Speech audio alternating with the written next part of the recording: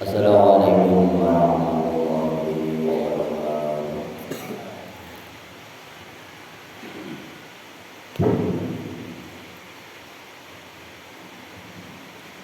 Biridha'illah wa bisyafa'ati rasulillah wa ila hadratin nabil mustafa Muhammadin sallallahu alaihi wasallam wa ila hadrati mu'alif hadzal kitab tafsir al-Ibriz wa masyayikhihi wa talamidhihi lahumul fatihah. A'udzu billahi minasy syaithanir rajim. Bismillahirrahmanirrahim. Alhamdulillahi rabbil alamin arrahmanir rahim maliki yaumiddin iyyaka na'budu wa iyyaka nasta'in ihdinas siratal mustaqim siratal ladzina an'amta 'alaihim ghairil maghdubi 'alaihim waladdallin. Rabbi ighfirli wa liwalidayya wa lil mu'minina amin ya rabbal alamin. Masih tetap surat Asy-Syu'ara, masuk ayat ke 167 sampai insyaallah 176. Bismillahirrahmanirrahim. Qalu la in lam tantahi ya Lut latakunanna minal mukhrajin. Qala inni li'amalikum minal qalin. Rabbi najjini wa ahli mimma ya'malun. Qalu padha ngucap sapa kaum Lut, la illam tantahi yakti lamun ora mareni sira ya Lut hai Lut, ora mareni sira ing tabligh ya Lut hai Lut, latakunanna mongko yakti ana sira iku minal mukhrajin saking golane pira-pira wong kang den usir, den tolak, den tokake. Qalu ngendika sapa Nabi Lut, ini satune ingsun li'amalikum maring amal sira kabeh iku minal qalin saking golongane pira-pira wong kang bendung. Rabbi doh pangeran kula najini mugi paring selamat utawa mugi-mugi nyelametaken panjenengan ing ingsun, panjenengan Allah ing ingsun, wa ahli lan keluarga ingsun, mimma saking perkara, mimma saking perkawis ya'maluna kang padha agawe sapa kaum Lut.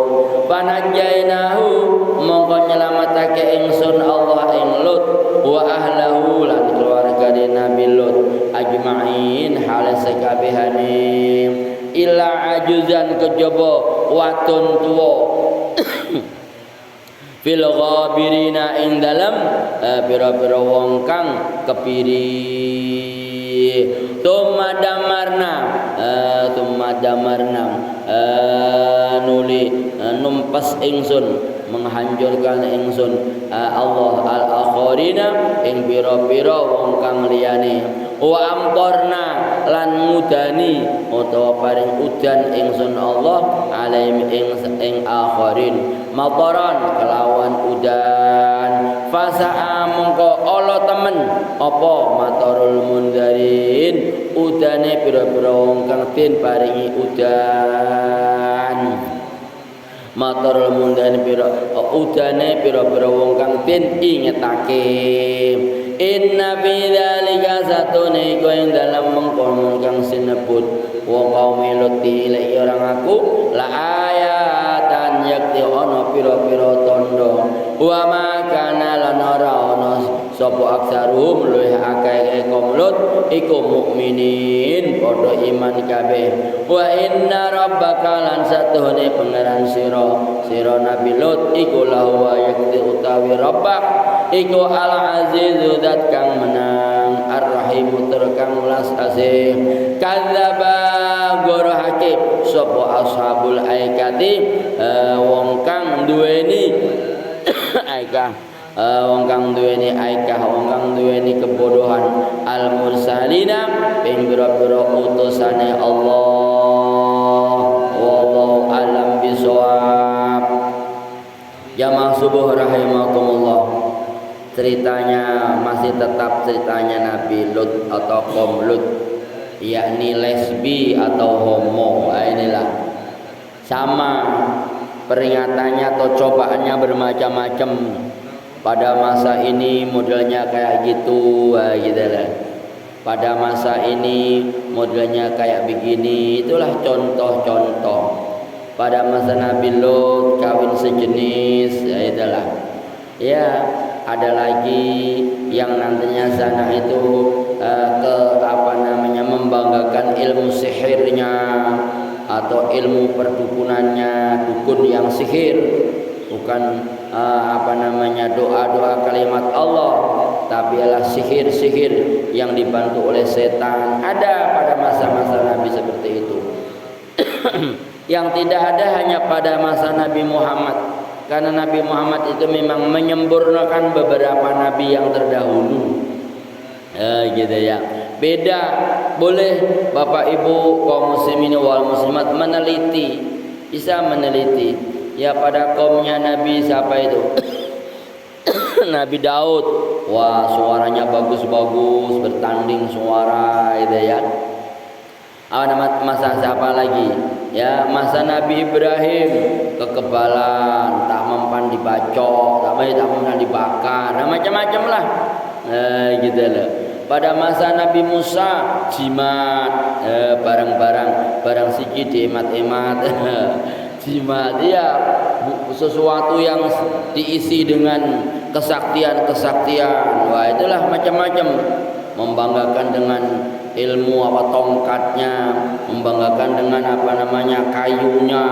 Wah, ini kayu ini sakti, bambu ini sakti, keris ini sakti. Wah, ada keris yang ini, batu ini sakti. Ya itulah bermacam-macam.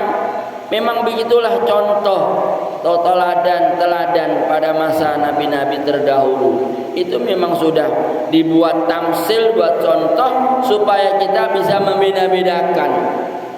Nah, makanya saya menghimbau terutama kepada santri-santri ini, udahlah belajarlah dengan ilmu yang dipelajari, nggak usah neko-neko dulu ya, nggak usah neko-neko cari kesaktian, cari ini. Nah, itu nanti kalau nanti sudah pinter baca kitabnya, ya udah ilmu itu akan mengikuti sendirinya. Ya, saya masih ingat itu, cuma sudah lupa tentang yang disampaikan. Wah, katanya di daerah Jawa Timur ilmu sakti, ilmu kekebalan hebat. Itulah saya pas malam Kamis sore gitu sowan pembayai Mahrus itu mintalah ilmu sakti. Di situ diketawakan, masih ingat aja, disuruh nasrif nasro yang suruh ditafsir dua, disuruh nafsir dengan istilahi dengan lugawi, ora hafal. Masih ingat aja sampai sekarang, ingat. Akhirnya di situ saya diharam-haramkan pas ketepatan puasa, puasa Kamis gitu ya. Kowe poso Kang? Nggih, no. Wah, sampai diharam-haram. Kowe ora enek gunane poso mendino tapi ora hafal tasrifan lugawi, ora hafal tasrifan istilah itu gitu kan. Nasoro, apa artinya nasoro? Menolong. Ayo kowe nek wis iso tasrif dengan istilahi dengan itu lugawi, wis to kowe jaduk gitu. Jarine Mbah Mahrus itu, ya Allah, ternyata betul. Wis lah ora poso-poso keding, sing penting ngapal ning amriti aja lah. Ngapal tasrif wis lali ilmu kejadukan tersebut. Gitu. Ya alhamdulillah sekarang ya ora terdas arit ya kon kletak arit ya ora kuat. Ora terdas linggis ya suruh mok nyokot linggis ya ora kuat to Kang Doni. Ya. Ya Allah ya Rabb. Ya alhamdulillah dari ujung timur sampai ujung barat ya selamat, ora apa-apane wong ya. Itulah dengan bahasa Nasara yang suruh Nasron ya. Nah, itulah itu sudah bisa dikaji. Makanya saya menghimbau kepada santriwan santriwati ini, belajarlah sungguh-sungguh, enggak usah neko-neko. Kalau kan sudah bisa membaca kitab kuning tanpa arti, ya udahlah, berarti kalian sudah sakti semuanya. Itu udah sakti lah. Sakti dengan sendirinya tanpa dipelajari. Itu terbukti. Itu terbukti. Saya sendiri sudah mengalami hal seperti itu. Nyatanya yang kedua, tahun 1982 itu ada apa namanya, pemilu itu pemilu, ada yang namanya pawai gitu, pawai. Giliran itu waktu itu pawai Ka'bah apa namanya P3, gilirannya P3. Kami bertiga itu, kawan saya orang Cirebon sama orang Madura, ketinggalan dengan apa namanya kawan-kawan, jadi lewat belakang. Pas sekarang itu wah sudah lebar. Dulu itu lewat apa namanya gedung pertanian belakang. Sekarang jadi Masjid Muktamar itu. Muktamar pertama kali di Jawa Timur, gedung Muktamar atau Pondok Arisalah sekarang menjadi. Kalau dulu masih tebu-tebu, mau tebu-tebunya Mbah Yai itu. Lewat belakang, oh ini kok berkibar bendera apa namanya? Bendera Golkar, gilirannya P3 Golkar. Yang berani itu memang anak-anak Cirebon.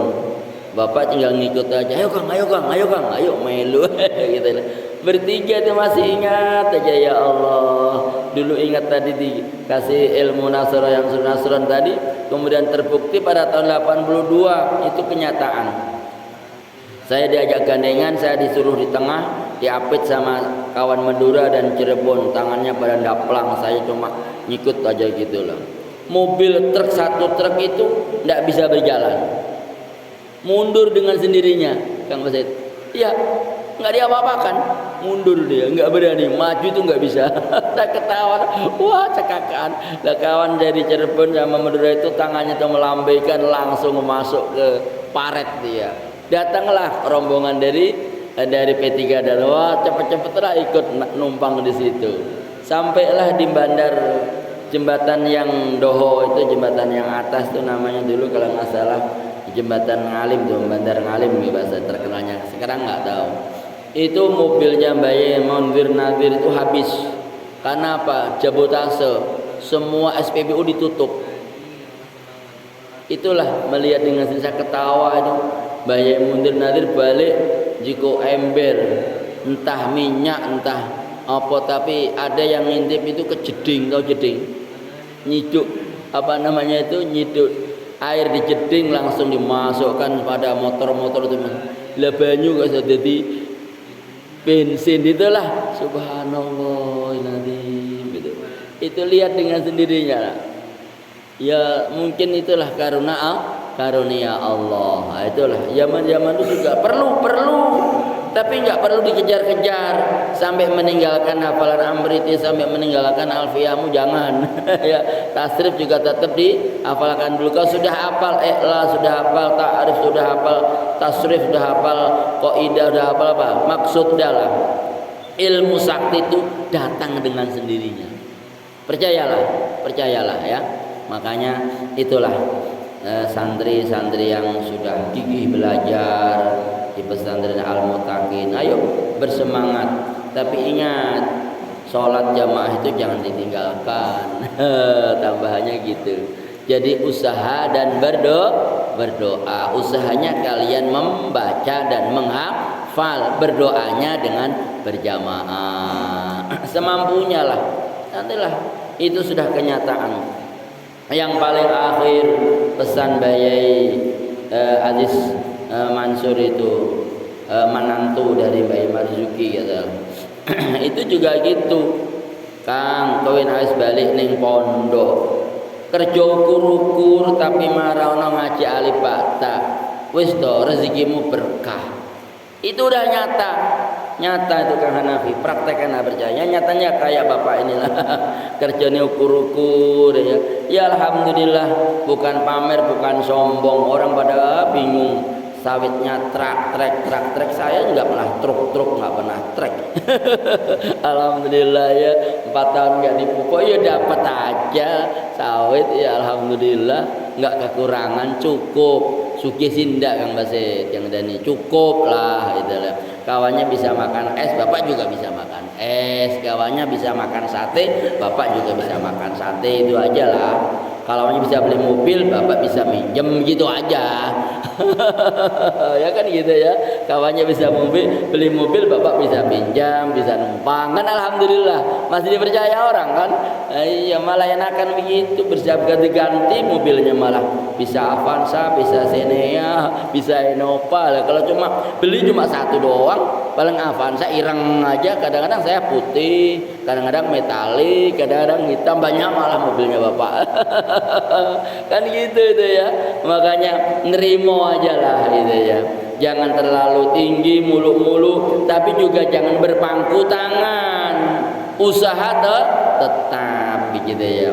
Bapak Ibu kaum muslimin wal muslimat rahimahumullah, khususnya jamaah subuh yang ada ini, ayo kita dekat kepada Allah. Ikutilah jalur yang sebenarnya. Kita sebagai hamba Allah yang menyembah kepada Allah. Kita hamba Allah, ya bersyukurlah kepada Allah. Kita hidup ini siapa yang menghidupkan? Allah. Kita ini bisa bekerja, siapa yang memberi pekerjaan? Dari Allah. Makalah kembali kepada Allah. Kalau kita sudah pasrah kepada Allah, Allah akan memberi suatu keringanan, jalan yang ringan. Itu udah pasti, saya mengatakan pasti. Tidak hanya insya Allah, tapi tinggal apa? Keyakinan kita. Percaya enggak? Nah, itu. Kadang-kadang kita ragu-ragu lah. Kalau ragu-ragu ya udah nggak bakal. Kalau setengah-setengah itu nggak bisa. Harus yakin bahwa Allah akan membuat kaya kepada kita, bahwa Allah akan memberi kesehatan kepada kita, bahwa Allah akan memberi kesejahteraan kepada kita. Yakin. Makanya kita juga yakin kepada Allah. Apa iya tuh? Nak aku salat iso mangan. Lah, udah. Apa iya tuh? Aku ingin arah kerja sama. Ya jelas. Wong ora kerja kok iso mangan kok ngendi? Jadi kerja, usaha, berdoa, dekat kepada Allah, juga dekat dengan dunia. Dunia ini milik siapa? Milik Allah. Kalau Allah udah bilang, ini kasihkan sama dia, kasihkan. Gitu loh. Nggak bakal kalau Allah yang bilang gitu loh. Ibaratnya kalau kita yang punya duit, anak minta, kita punya duit nggak samanya banyak lah, 10.000, anak itu minta, ya kita megang. Seakan-akan dunia itu kan di genggaman Allah. Duit itu 10.000 di tangan kita, anak minta, ya tinggal kasih. Lah kalau kita nggak punya, nggak genggam duit, anak minta sampai matanya menangis juga nggak akan bisa. Kan begitu. Dunia ini milik siapa? Milik Allah. Maka kita dekat kepada Allah. Kalau Allah dekat dengan kita, kita minta pasti dikasih. Itu udah pasti itu. Tidak mengatakan insya Allah, udah pastilah. Nah itulah. Allah juga bilang kan, ud'uni astajib lakum. Mintalah kepada saya, akan ku beri. Itu Allah udah bilang kok. Nah gitu. Udkhuli jannati, masuklah kamu ke surgaku. Jannati ini bisa diartikan bermacam-macam. Bisa dikatakan kebun, bisa dikatakan dunia, bisa dikatakan usaha. Masuklah usaha saya, gitu loh. Masuklah ke pabrik saya, masuklah ke kebun saya. Fadkhuli jannati, kata Allah. Udah masuklah. Nah, kalau udah masuk ke lingkaran Allah, apa aja dapat gitu loh. Bukan banyak tapi cukup. Nah, ini ya Bapak Ibu yang dimuliakan oleh Allah Subhanahu wa taala. Maka intinya Nabi Lot, Nabi Hud, Nabi Harun, semuanya lah nabi-nabi. Nanti kita masuk Nabi Syuaib itu ya. Itu semuanya itu mengajak kepada kita semuanya untuk apa? Untuk menyembah kepada Allah Subhanahu wa taala. Lah untuk itulah kita juga menyembah kepada Allah, mengesahkan kepada Allah, memohon kepada Allah. Yang larang-larang Allah kita berusaha untuk meninggalkan, berusaha sekuat mungkin, ya gitu loh. Saya ulang kembali, kalau meninggalkan suatu larangan itu dipaksa. Kalau meninggalkan suatu larangan Allah, istilahnya perbuatan yang merugikan diri kita sendiri, paksa, harus, bisa tidak bisa harus. Tetapi kalau berbuat taat kepada Allah sesuai dengan kemampuan kita, gitu loh, itu bedanya. Ya, kalau meninggalkan suatu larangan, perbuatan yang merugikan kita, paksa tinggalkan. Nah, gitu loh. Lah kalau yang baik itu sesuai dengan kemampuan dan ilmu kita. Contohnya, Kang Basit mau balik, ya naik motor, kan? Motor duitnya cuma sedikit, tapi kira-kira sampai rumah beli bensinnya 2 liter atau 1 liter ya. Duit saya tinggal 20. Nanti nyebrangnya berapa? Dah 1 liter aja. Kan sesuai dengan kemampuan. Ya tidak? Sesuai dengan kemampuan. Karena bisanya segitu. Lah kalau perbuatan yang tidak baik, apa contohnya? Kang Basit mau balik, ya toh, nggak punya duit cuma 20. Minyaknya di siapa ya? Udahlah beli minyak goreng aja lah yang murah. Kan dipaksa. Udah kalau dipaksa diisi minyak goreng, hancur enggak? Hancur. Jangan. Ya janganlah. Paksa jangan beli, kan gitu. Nah, atau juga gampangnya saya beli rokok atau beli minyak. Kan gitu. Rokok ini merugikan saya. Kenapa? Kalau saya beli rokok tidak sampai rumah. Kalau beli minyak nggak merokok, nggak masalah, tapi bisa sampai rumah. Pilih mana? Beli minyak, kan gitu. Tapi tidak banyak-banyak, sesuai dengan kemampuan. Tinggalkan rokok wajib, harus ditinggalkan. Tidak usah beli rokok, kan gitu.